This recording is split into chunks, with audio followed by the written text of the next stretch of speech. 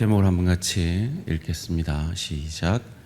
종주권 조약과 하브루타 교육법. 무슨 말인지 모르겠죠. 다시 한번 읽으면서 기억하면 좋겠습니다. 시작.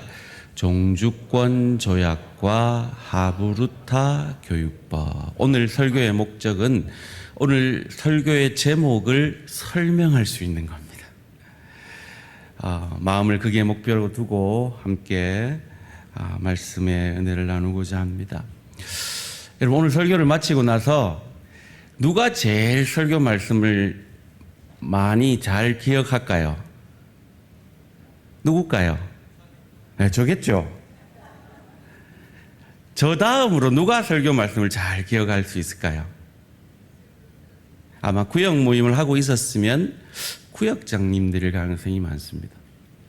제자훈련 중이라면 제자훈련 수료생들일 가능성이 많습니다. 왜냐하면 그들은 오늘 이 말씀을 듣고 다시 가르치고 나누어야 하기 때문입니다.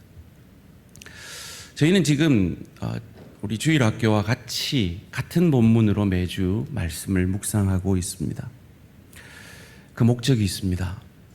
우리가 배운 이 말씀이 그 자녀들에게 잘 전달되어지기를 원하기 때문입니다.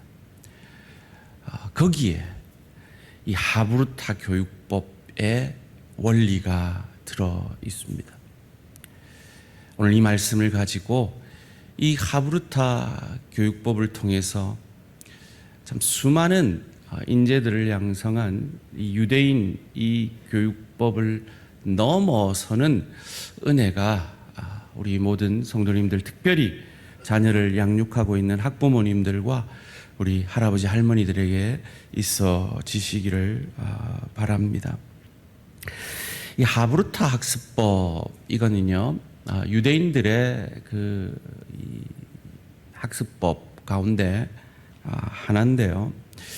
유대인들 하면 저희가 잘 아는 대로 전 세계 인구의 0.25%, 800만 밖에 안 되는 이 유대인들이 노벨상 수상자들의 30%가 유대인이라는 것, 여성분들 가운데는 40%가 유대인들이라는 것은 그들의 교육법이 뭔가 다르다는 것을 우리에게 암시해주고 있지요. 그보다 더 놀라운 건 세계 500대 큰 기업들의 그 회장님 41.5%가 유대인들이라고 합니다. 도대체 그 이익에 민감한 그 기업의 오너들이 왜 그 가장 높은 자리를 유대인들에게 맡기는 것일까요?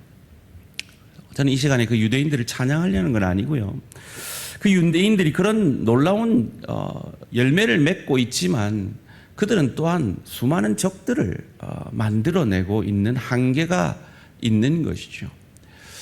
그렇다면 복음을 가진 우리는 그 한계를 뛰어넘는 성과가 있어야 하지 않을까요?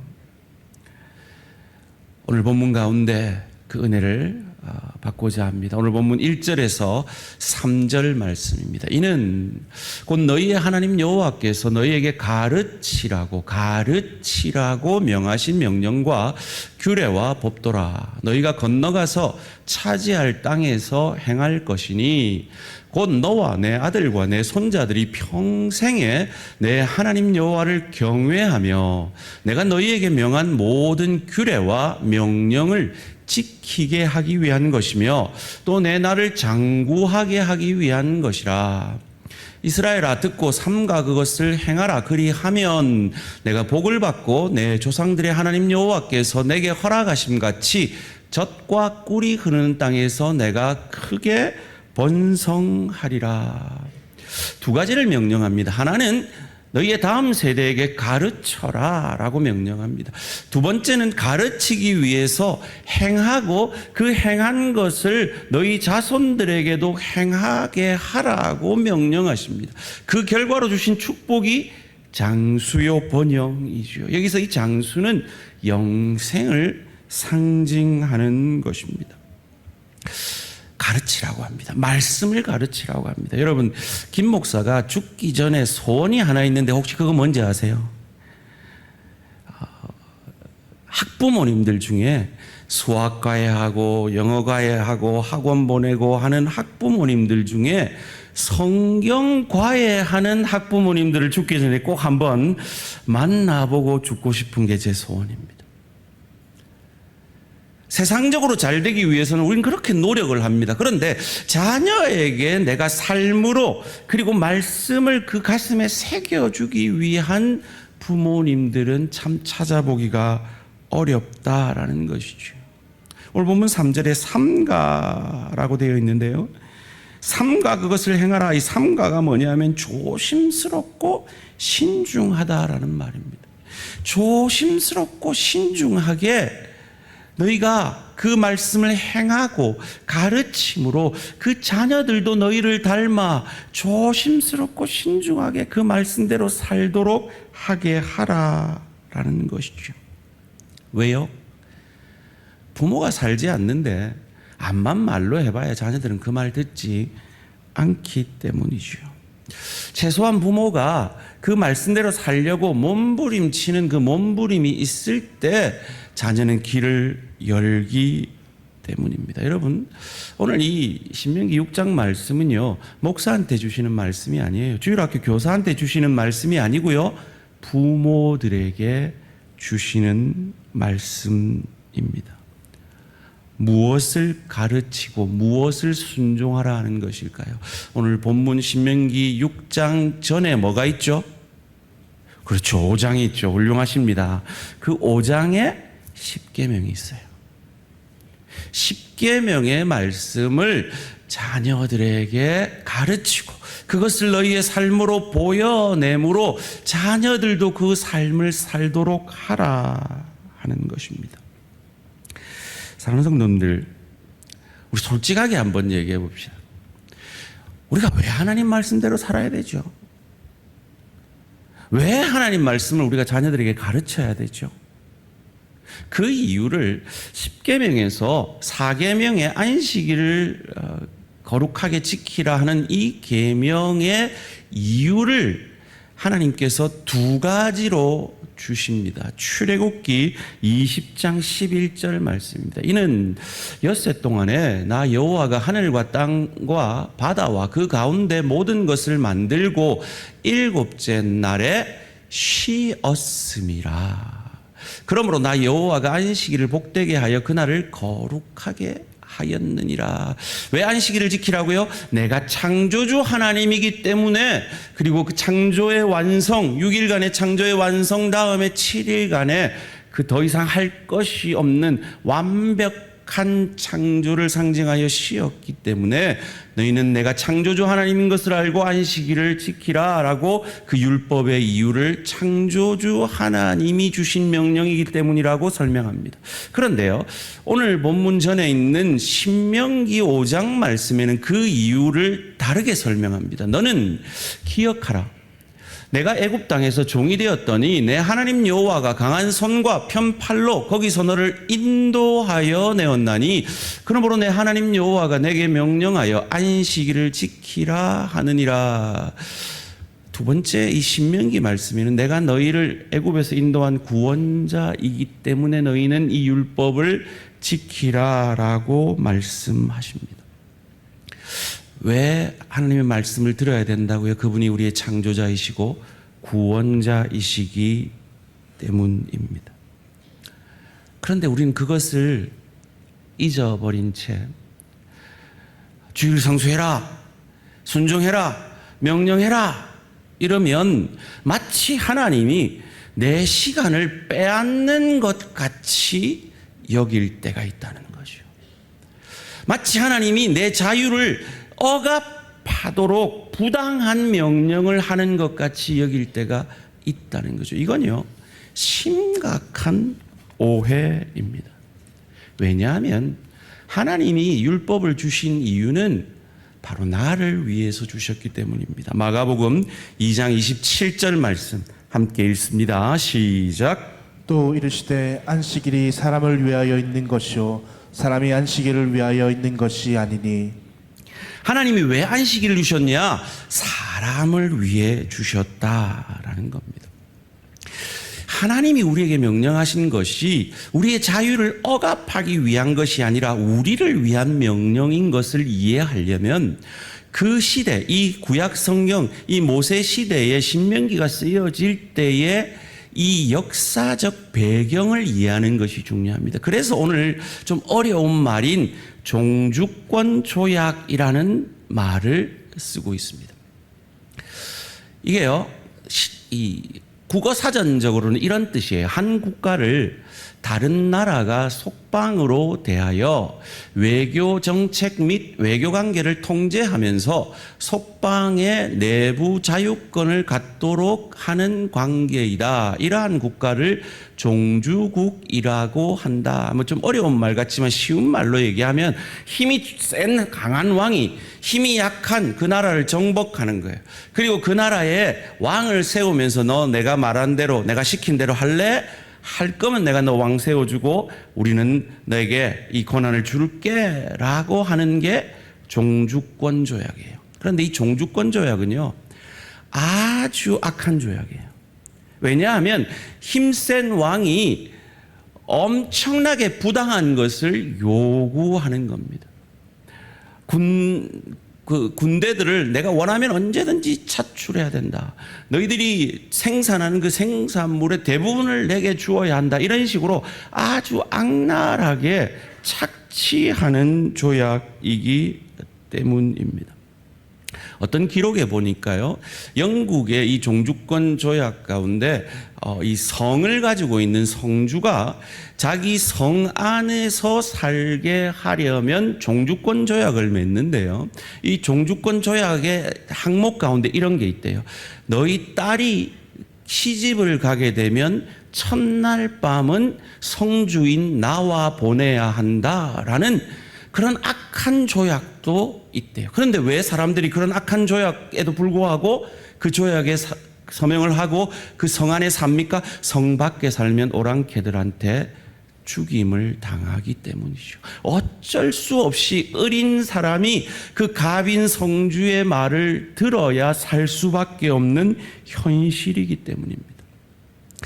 여러분, 우리 민족의 그 얘기 가운데 경주 채부자댁이라는 미담이 있죠. 당시에 그 정당한 소작농의 관계는 5대5 정도가 정당했대요. 대부분은 그보다 훨씬 더 8대2, 9대1로 이 소작민이 일을 먹고 그 주인이 굴을 가져가는 그런 조약이었는데 경주 채부자댁은 5대5로 공평하게 했는데 그걸 6대4로 을에게 더 주고 7대3으로 을에게 더 주고 자기 재산을 만석이 넘지 않도록 했다라는 그것이 그 시대의 미담이 될 정도로 이 과거 시대는 더 가진 자가 지금보다 훨씬 착취하는 그 시대의 종주권 조약이 바로 이 하나님이 이스라엘 백성들과 시내산에서 맺은 율법의 조약, 이 시내산 언약의 조약 가운데 이 종주권 조약적 요소가 있다라고 신학자들은 이야기를 합니다. 기억하셔야 되는 건요, 두 가지입니다. 종주권 조약이다. 그 시대에 이 이스라엘 백성들이 이 십계명을 받을 하나님과 율법의 계약을 맺을 때 이 종주권 조약은요, 첫 번째는 불평등했습니다. 아주 불평등했습니다. 지금 여러분 같으면 절대로 안 할 조약이었습니다. 두 번째는요, 철저하게 갑을 위한 조약이었습니다. 그 땅을 가진 사람들의 조약이었습니다. 그런데 하나님은요, 창조주 하나님이세요. 힘을 가진 정도가 아니라 그들을 만들었어요. 그들을 애굽에서 구원해낸 구원자 하나님이었습니다. 그런데 그 하나님이 그 구원한 백성들과 조약을 맺는데 너희들을 내가 보호해 주겠다. 너희들을 인도해 주겠다. 여러분, 성경에 있는 그 말이요, 이 종주권 조약의 당시의 문구에 있대요. 뭔지 아세요? 머리가 될지언정 내가 꼬리가 되지 않게 해주겠다. 적으로부터 보호해주겠다. 꾸어줄지라도 꾸는 일이 없도록 해주겠다. 라고 약속하면서 이 종주권 조약을 하는 대부분의 주인들은, 그러니까 그 소작 너희들이 곡식 거두면 대부분 나한테 다 바쳐. 너희 딸 시집 가기 전에 나한테 바쳐. 군대 내가 차출하면 언제든지 와야 돼. 이런 식으로 조약을 했을 그때에 하나님이 그들과 맺은 조약은 어떤 조약입니까? 나는 너희를 창조한 하나님이다. 나는 너희를 구원한 하나님이다. 그러니까 너희는 부모를 공경해라. 그러니까 너희는 도적질하지 말라. 라고 조약을 맺으셨다고요. 이건 그 시대의 종주권 조약의 문화 가운데서는 상상할 수 없는 파격적인 조약이죠. 대부분이 갑을 위한 조약을 맺었는데 하나님은 지금 을을 위한, 우리를 위한 조약을 맺으셨다 하는 것입니다. 그 조약의 대표적인 것이 안식일을 기억하여 거룩히 지키라라는 겁니다. 여러분, 설교를 들을 때 혹은 큐티를 하실 때 하나님이 나한테 이렇게 하라 하는 게 느껴질 때가 있잖아요. 그러면 그래요, 하나님. 내가 한번 주일 성수해 줄게요. 11점 뭐 해드리지 뭐. 그래요, 뭐 기도에 한번 나와드릴게요. 이렇게 우리가 선심 쓰듯이 을이 갑한테 그러고 있는 우리의 모습은 없습니까? 이건 그 시대의 종주권 언약을 생각하면 상상할 수 없는 일인 것이요. 간음하지 말라. 하나님이 내 성적 자유를 억압하고 있어. 이 세상은 지금 그렇게 말하고 있잖아요. 그런데 그 명령이 누구를 위한 거라고요? 을을 위한 거라고, 우리를 위한 거라고요. 왜요? 간음을 하면 누가 제일 상처받습니까? 내 배우자가 제일 상처받죠. 그리고 그 배우자는 나와 한 몸인 거죠. 그럼 내가 상처받는 거죠. 그러니까 나는 너가 상처받는 거 싫어 라고 주신 명령이 십계명이라 하는 것입니다. 그것을 신명기 10장 12절 13절에서 이렇게 요약합니다. 이스라엘아, 내 하나님 여호와께서 내게 요구하시는 것이 무엇이냐? 곧 내 하나님 여호와를 경외하며 그의 모든 도를 행하고 그를 사랑하며 마음을 다하고 뜻을 다하여 내 하나님 여호와를 섬기고 내가 오늘 내 내 행복을 위하여 내게 명하는 여호와의 명령과 규례를 지킬 것이 아니냐. 십계명 왜 주셨다고요? 우리 행복을 위해 주셨다고요. 하나님이 이렇게 요구할 수 있는 이유를 이어지는 14절 15절에서 이렇게 동일하게 말합니다. 하늘과 모든 하늘의 하늘과 땅과 그 위의 만물은 본래 내 하나님 여호와께 속한 것이로되 여호와께서 오직 내 조상들을 기뻐하시고 그들을 사랑하사 그들의 후손인 너희를 만민 중에서 택하셨음이 오늘과 같으니라. 아까 안식일을 지키라고는 그 명령과 동일하게 내가 창조주다, 너희의 구원자다. 그러니까 너희는 너희의 행복을 위해서 준 이 언약을 지키라라고 말씀하고 있는 것입니다.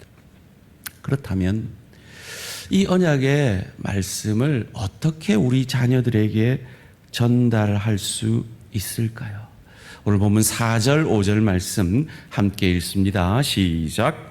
이스라엘아 들으라. 우리 하나님 여호와는 오직 유일한 여호와이시니 너는 마음을 다하고 뜻을 다하고 힘을 다하여 내 하나님 여호와를 사랑하라. 그 유명한 쉐마 구절입니다. 쉐마, 들으라 하는 구절 말이죠. 여러분, 하나님은 항상 옳으십니다. 믿으십니까? 한번 해볼까요? God is good all the time. 하나님은 항상 옳으십니다. 이게 뭐냐? 유일하신 하나님이다 라는 거예요. 비교 대상이 없는 하나님이다. 하나님이 말하면 무조건 옳다라는 것이죠. 왜요? 왜 이걸 강조합니까? 내 눈에 하나님이 틀려 보일 때가 있기 때문이죠. 하나님 말씀 들으면 손해보는 것 같을 때가 있기 때문이죠.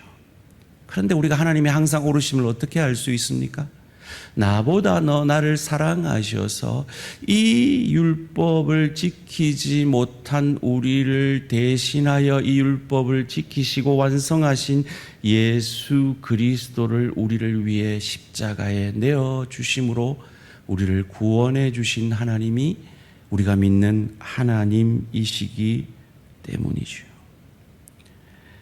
하나님을 경외한다라는 것은요, 하나님을 사랑하기 때문입니다. 하나님 무서우니까 나 그 말씀 들어야 돼가 아니라, 나 하나님 너무 사랑해. 그러니까 나 하나님한테 잘 보이고 싶어. 하나님이 원하시는 것이라면 나는 순종하고 싶어가 하나님 경외라는 것입니다. 하나님을 경외하는 사람은 그 말씀을 마음에 새깁니다. 6절 말씀입니다. 오늘 내게 명하는 이 말씀을 너는 마음에 새기고. 말씀이 마음에 새겨진다는 게 어떤 것일까요?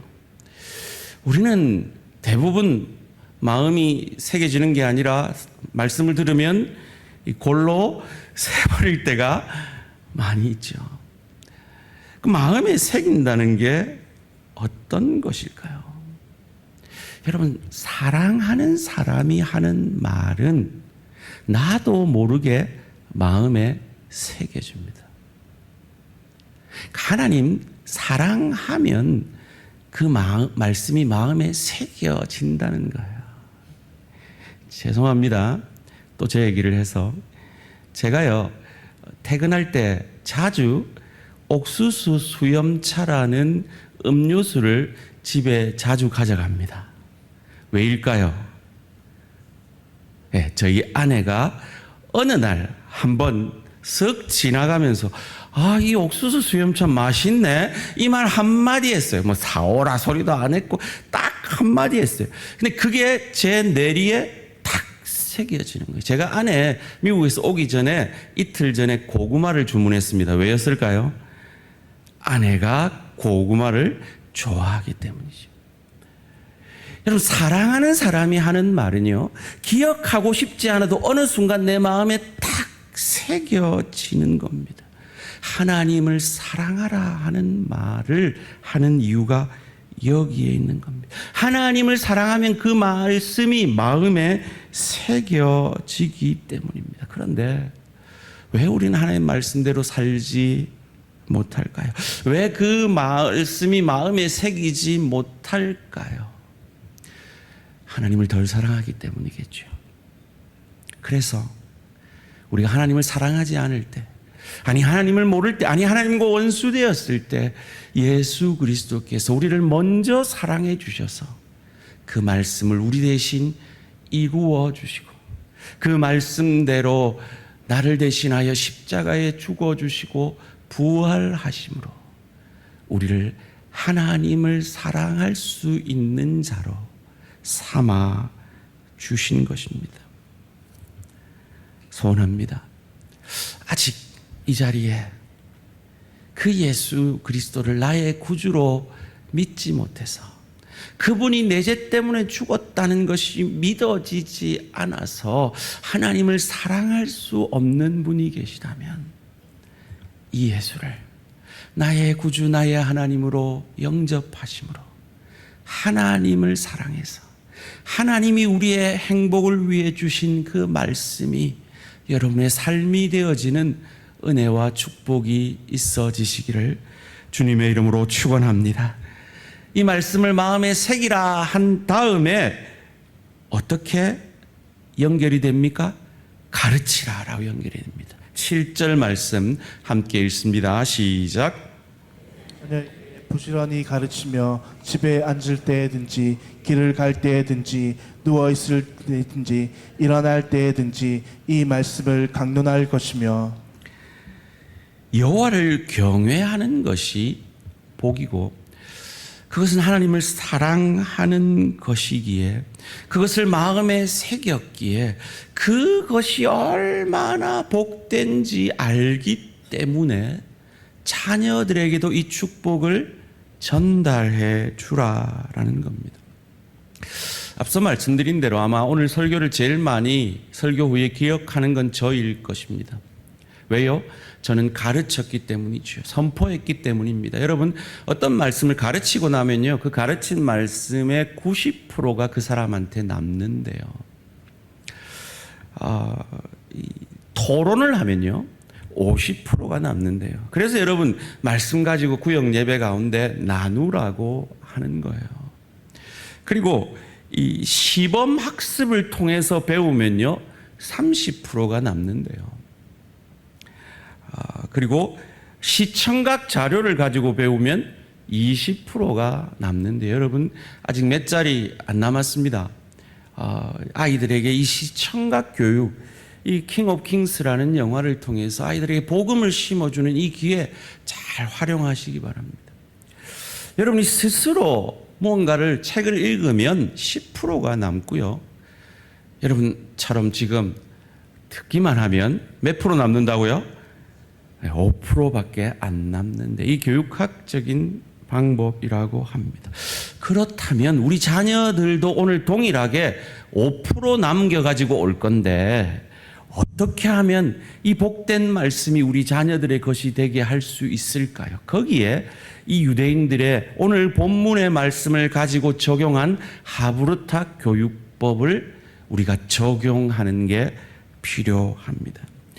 여러분, 이스라엘에 가면 예시바라는 기관이 있대요. 이 탈무드를 교육하는 기관이라고 합니다. 그 기관에 가보면요, 도서관에 가면 아이들이 둘씩 짝을 지어가지고요, 계속 토론을 한대요. 그 토론을 통해서 서로 배우는 거죠. 배움이 목적입니다. 우리는 보통 토론하면 뭐가 목적입니까?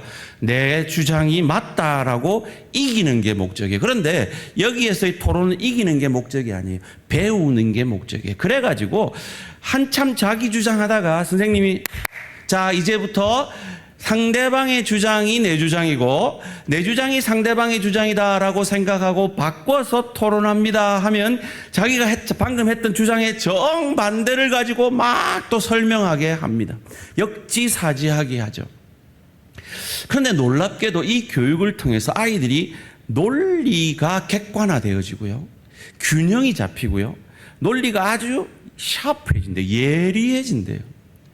그래서 이 토론은 내가 이겼어 라는 토론이 아니고, 이 토론을 하고 나면 내가 많이 배웠어가 되게 되는 것이요. 제가 사실은 우리 주일학교 그 아이들과 함께 본문을 따라가는 게 저로서는 상당히 부담이 큰 시간입니다. 그런데 3년 동안 제가 왜 그렇게 하기로 결정을 했는가 하면, 바로 이 하브르타 교육법이 우리 성도들의 가정에서 이루어지기를, 그래서 그 하나님의 방법을 통한 축복이 우리 가정 가운데로 흘러갈 수 있기를 원하기 때문입니다. 사랑하는 성도님들, 특별히 학부모님들, 오늘 집에 가셔서 물어보세요. 오늘 주일학교 가서 뭐 배웠어? 그럼 애들이 몰라, 아무것도 안 배웠어, 뭐 이렇게 퉁명스럽게 얘기하겠죠. 그러면 당근을 줘서라도, 대답 잘하는 날은 뭔가 상을 줘서라도 아이들이, 맞아, 내가 이거 지금 목사님 말씀 잘 들으면 내가 이 주일학교 가서 공부 잘하면 나한테 뭔가 유익이 있어라는 걸 줘서라도 아이들에게 말씀이 생명이라는 것을 알게 해 주시라는 거죠. 그런데 우리는 보통 오늘 이거야 알았지 하고 선생님이 말 다 해버리고 끝나요, 땡 이래요. 그러면 아이들은 안 남아요. 아이들의 입에서 고백하게 해야 돼요. 제가 가만 생각해 보니까요, 제가 언제 신앙이 성숙했나 하면, 중고등부 때 제가 아버지 설교를 듣고 와가지고요, 아버지하고 그 피곤한 아버지 붙들고 치열하게 그 오늘 본문의 말씀 가지고 질문하고 토론을 했어요. 그때 저희 아버지가 그걸 다 받아줬어요. 그러면서 칭찬까지 했어요. 야, 너 그거 어떻게 그렇게 생각했니? 지금도 그 칭찬이 제 삶의 원동력이 돼요. 힘이 돼요. 그처럼 아이들에게 일방적으로 가르치지 마시고 아이들이 오늘 내가 배운 하나님은 이런 하나님이야. 그 하나님 엄마도 이렇게 살아야 돼. 라고 아이들의 입에서 그 성경의 교훈들이 고백되어질 수 있도록 하는 것. 그것이 오늘 본문의 가르침이라는 것이죠. 제가 왜 제자 훈련을 하는지 아세요? 우리 성도님들이 그 수준까지, 가르치는 수준까지 자라날 때 성숙해지기 때문입니다. 그래서 저는 여러분들이 구역장 더 많이 했으면 좋겠어요. 여러분들이 교사들 더 많이 했으면 좋겠습니다. 우리 부모님들이 가르치는 부모, 특별히 말씀을 가르치는 부모가 되어졌으면 좋겠습니다. 그런데 왜 여러분 말씀 못 가르칩니까? 바빠서요? 여러분 바쁜 중에 할 거 다 하시잖아요. 그럼 핑계인 거죠. 왜 못 가르치는지 아세요? 여러분 오늘 이 말씀을 안 믿기 때문이죠. 내 자녀에게 이 말씀이 새겨지도록 가르치고 그것이 삶이 되게 하면 너 자녀가 장수하리라, 번영하리라 라는 이 말씀을 믿지 않고 수학 잘해야 번영한다고 믿기 때문이죠. 영어 잘해야 번영한다고 믿기 때문에 안 가르치시는 거죠. 두 번째는요, 여러분 이렇게 살기 싫은 겁니다. 이렇게 사는 게 귀찮은 거예요. 내가 아이한테 가르치면 그 말씀대로 아이에게 보여내는 게 자신이 없기 때문입니다. 회개하셔야 합니다. 그래서 아이에게 그 말씀을 가르치고 그 말씀을 삶으로 살아내므로 그 말씀의 복됨을 그 아이에게 보여내고 그 아이도 그 말씀대로 살아가게 하는 것. 그것이 오늘 본문이 우리에게 가르쳐주는 말씀입니다. 어떤 마음으로요? 수단과 방법 가리지 말고요. 오늘 본문 8절, 9절 말씀 함께 읽습니다. 시작. 너는 또 그것을 내 손목에 메어 기호를 삼으며 내 미간에 붙여 표로 삼고 또 내 집 문설주와 바깥문에 기록할지니라. 여러분 오늘 제목이 뭐였죠? 네, 종주권 조약과 하버르트 교육법하고 딱 여러분 강시처럼 이마에 딱 붙이고 이번 일주일을 산다고 생각해 보세요. 여러분 직장에 가서 여러분 동료가 종주권 조약이 뭐예요? 하버르트 교육법이 뭐예요? 내 이웃을 내 몸과 같이 사랑하라 딱 이마에 적어놓고, 근데 직장 가가지고 상사가 갑질을 하는 거예요.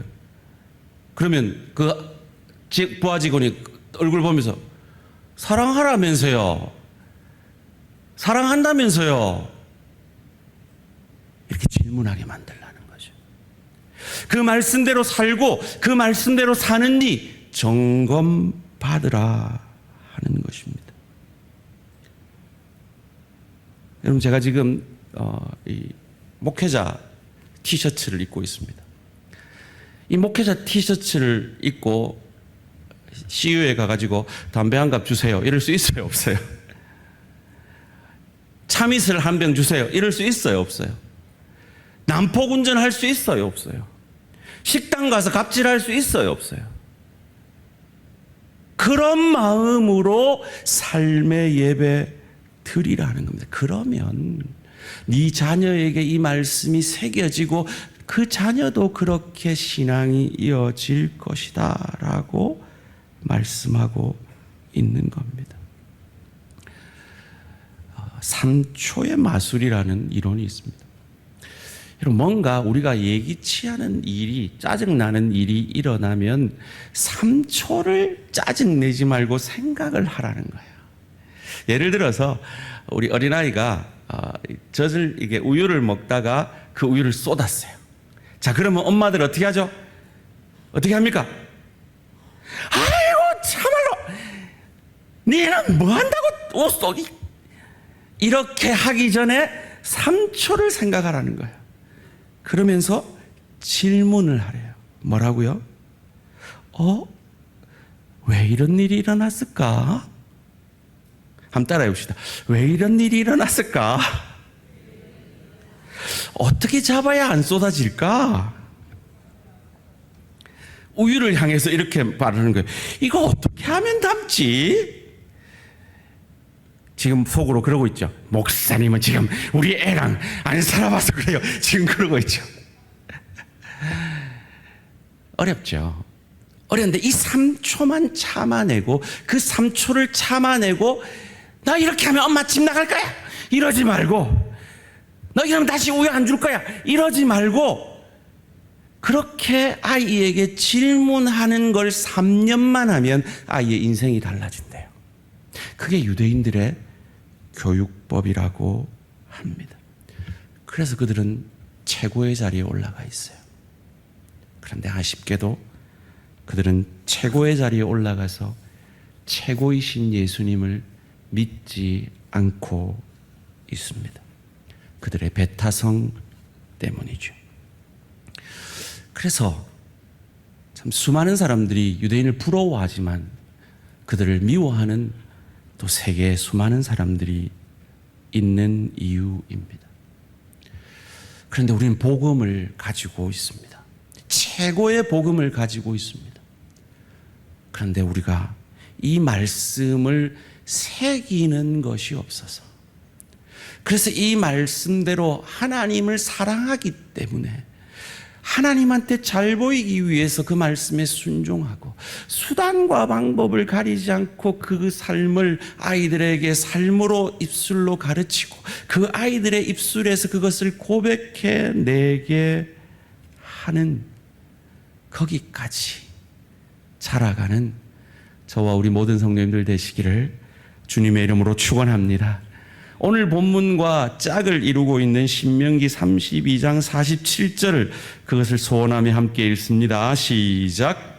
이는 너희에게 헛된 일이 아니라 너희의 생명이니 이 일로 말미암아 너희가 요단을 건너가 차지할 그 땅에서 너희의 날이 장구하리라. 너희의 날이 장구하리라. 그렇게만 하면 너희가 장수하리라 하는 겁니다. 이건 9988 234 한다는 말로도 해석할 수 있지만 그보다 더 깊은 의미입니다. 여러분, 9988 234 하시는 사람의 인생이 불쌍해 보이는, 저주처럼 보이는 사람이 있습니다.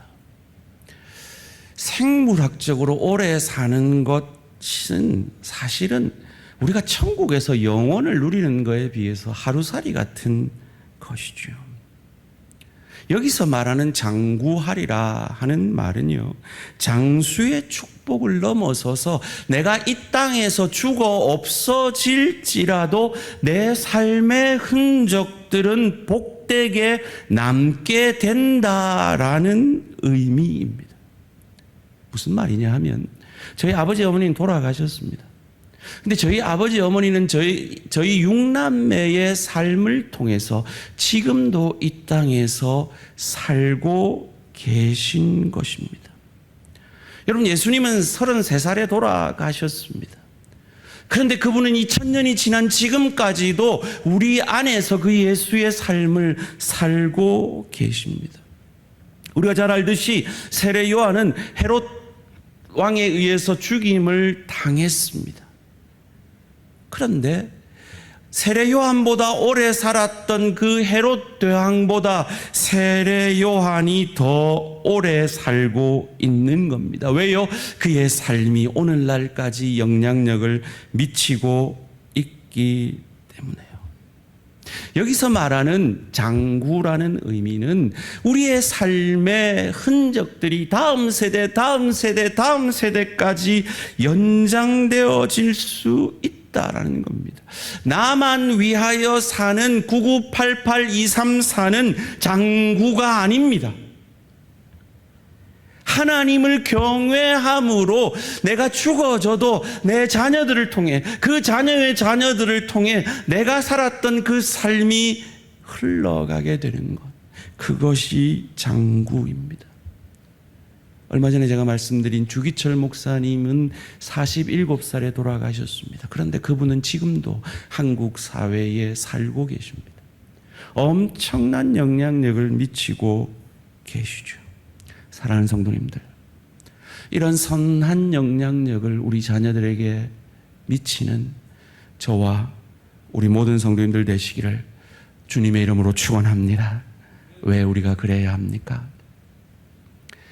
그 시대의 종주권 조약, 철저하게 갑중심적이고 불공정한 그 조약과 비교할 수 없는 을을 위한 조약, 이 10계명을 주셨음에도 이스라엘 백성들은 이 10계명을 지켜내지 못했습니다.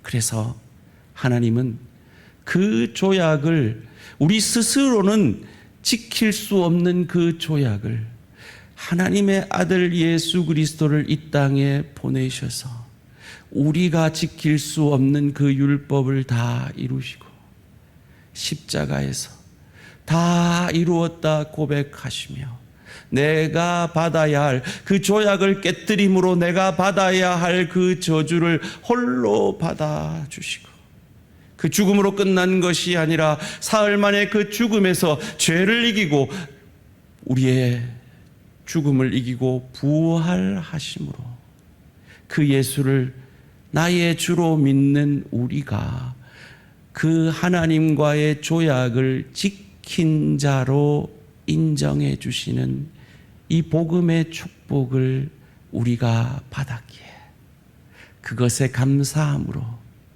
하나님 외에 다른 신을 섬기지 아니하며 안식일을 거룩히 지키며 부모를 공경하며 도둑질하지 아니하며 살인하지 아니하며 내 이웃의 것을 탐내지 않는, 왜요? 우리는 이미 넉넉한 그 은혜를 받았기에 우리의 그 넉넉함을 가정으로, 일터로, 주의 교회로 흘려 보내므로, 특별히 우리의 다음 세대에게 흘려 보내기 위해 이 하브르타 교육법의 교훈처럼 어떤 수단과 방법을 써서라도 그 아이들의 입에서 오늘 말씀이 자기에게 주시는 말씀으로 이 말씀이 나의 행복이다라고 고백되어지게 하는 저와 우리 모든 성도님들 되시기를 주님의 이름으로 축원합니다. 이 시간 함께 찬양하며 나아가겠습니다. 유대인들은 그들의 탁월함 때문에 죽어가고 있습니다.